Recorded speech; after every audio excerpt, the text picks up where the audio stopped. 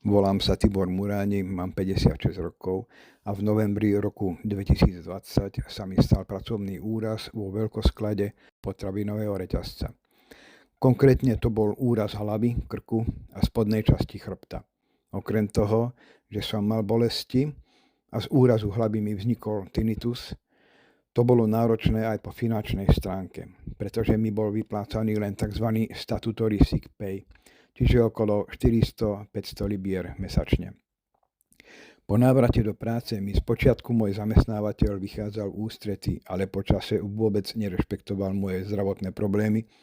Bol som tak nepriamo nútený dať výpoveď a vyhľadať pomoc. Niekoho alebo niečo, kto by sa ma vedel zastať, pretože som sa cítil bezradný a bezmocný.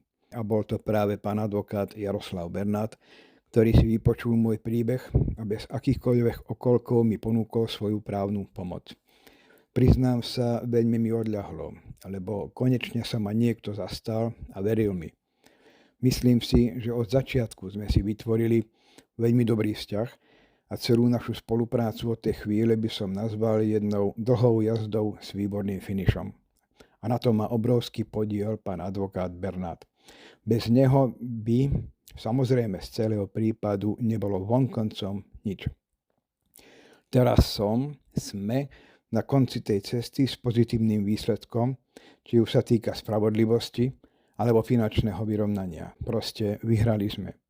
Som nesmierne vďačný spoločnosti Osborne Law a predovšetkým vynikajúcemu človeku, advokátovi Jaroslavovi Bernátovi.